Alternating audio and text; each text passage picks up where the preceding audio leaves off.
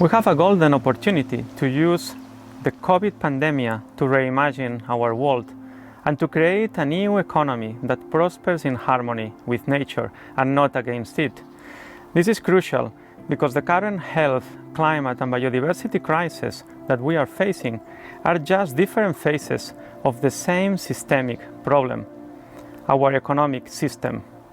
A system addicted to fossil resources and to growth at all costs, a system that has failed to value and incorporate our most important capital and the basis for human health and well-being, nature. In fact, scientists have alerted us for many years that the degradation of our natural ecosystems and the loss of biodiversity are key factors explaining the emergence and transmission to humans of zoonotic diseases such as COVID-19. Having arrived at the present tipping point, we clearly need a new vision for our world, a new narrative for the future generations, and a new strategy to reset our economy on a sustainable path. The EU Green Deal is the best framework to do that because it tackles most of the structural problems that have brought us here. To reflect on many of these points, I have invited two former Prime Ministers, Mr. Felipe González, former Prime Minister of Spain, and Mr. Göran Persson, former Prime Minister of Sweden. Both Mr. Felipe González and Mr. Göran Persson are nowadays forest owners, and they have the opportunity to live for long periods of the year in the countryside. So I would like to ask them, what do they think about the future role of rural areas, forestry and agriculture in realizing the ambitions of the EU Green Deal, especially considering that we are living in an increasingly urbanized society?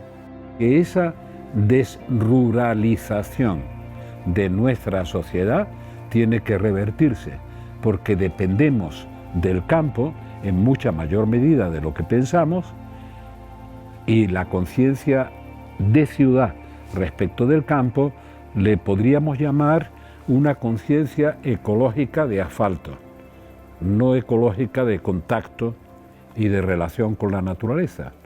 Por tanto, yo creo que hay que forzar o esforzarse más en relacionarse de verdad con la naturaleza, tocar la naturaleza, interactuar con ella, incluso intentar vivir de lo que supone el campo.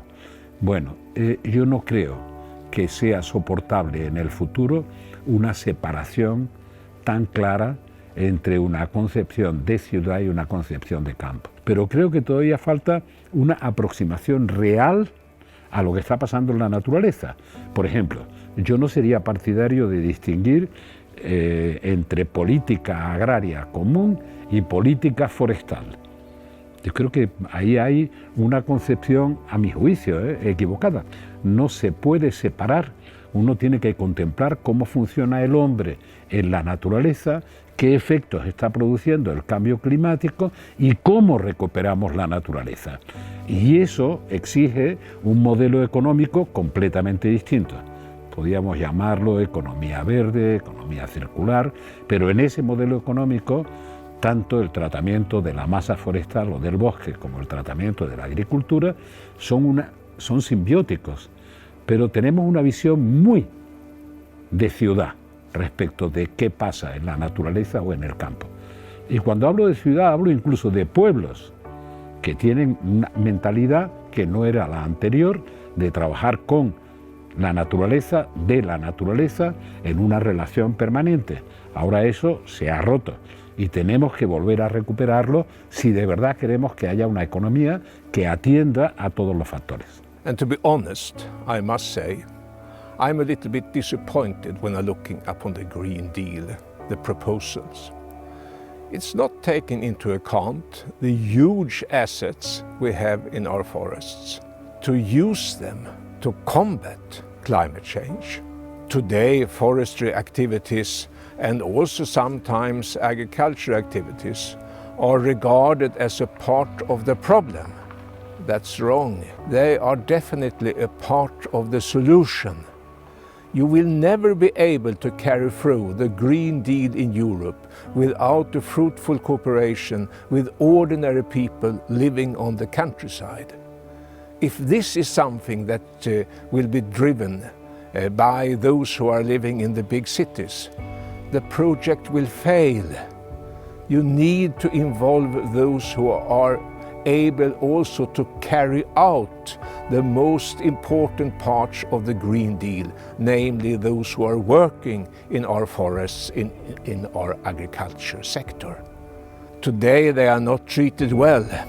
In many European countries, they are in a situation where they think they are not treated fairly. And sometimes, not seldom, that is the right thing to see upon it.